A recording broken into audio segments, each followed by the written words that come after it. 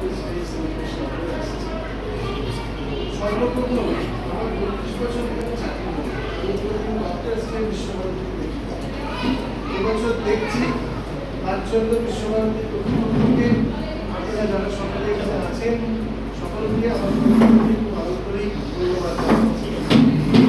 কারণ আমরা ডাক্তারদের যে সেবা দিই, যে পরিষেবা দিই, কি পাই এবং সেটা পাওয়ার বাসনা রাখি, কিছু পাওয়ার বাসনা থাকে। বাকিটা প্রফেশন, যেরকম আর দশটা প্রফেশন। বিধানবাবু 1982 সালে জন্মগ্রহণ করেছিলেন। মনে করল 1 জুলাই জন্মদিন এবং জন্মদিনে একদিন 1962 গত হন। ওনার একটা বিরাট কন্ট্রিবিউশন আছে পশ্চিমবঙ্গের প্রতি, পশ্চিমবঙ্গের উপকার আমরা সব জানি এবং উনি খুব ভালো দক্ষ চিকিৎসক ছিলেন। সেই যুগেও যা চিকিৎসা ছিল, বৈজ্ঞানিক যা তথ্য ছিল, উনি কিন্তু বারংবার বলেন লিখেছেন এবং বহু ভিআইপিকে উনি লিখেন করছেন। তার অনেক গল্প লেখা আছে, আমরা তার মধ্যে আজকে আর লিখছি না। তাই বিধানবাবুকে আমাদের তরফ থেকে শ্রদ্ধা নিবেদন করে আমি সামান্য আরো কিছু কথা বলতে যে আজকের এই ডক্টরস ডেটা কি ডে আসলে।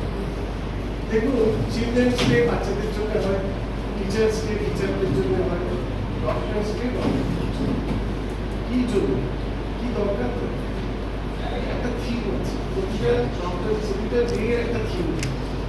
ডক্টরস ডে এখানে থিম হলো coat unquote behind the mask who hills the healers.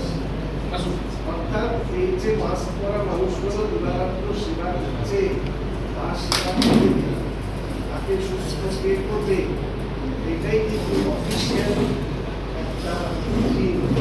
সুতরাং আজকের দিনে আমরা প্রার্থনা করছি না, আমরা রাখিও চাইছি না, আমরা আমাদের ভবিষ্যতের অধিকার চাইছি যে আমরা যে সারা বছর পরিশ্রম করি, আমরা যে পরিষেবা দিই, আমরা যে কত ত্যাগ করি, সেই ত্যাগের আজকে হচ্ছে হিসেব নেওয়া এবং ডাক্তারকে সেই ত্যাগের বিনিময়ে যেটুকু শ্রদ্ধা আমরা সেই শ্রদ্ধাটুকু তাকে।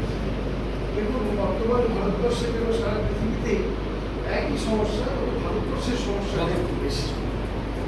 ভারতবর্ষের সমস্যা হচ্ছে ডাক্তারদের প্রথমে ভায়োলেন্স এগেন্স্ট ডক্টরস। আমরা যদি পেপার খুলি, আমরা যদি ফেসবুক খুলি, আমরা প্রতিদিন দেখছি এই হাসপাতালে ভাঙচুর হয়েছে, ডাক্তারকে মারধর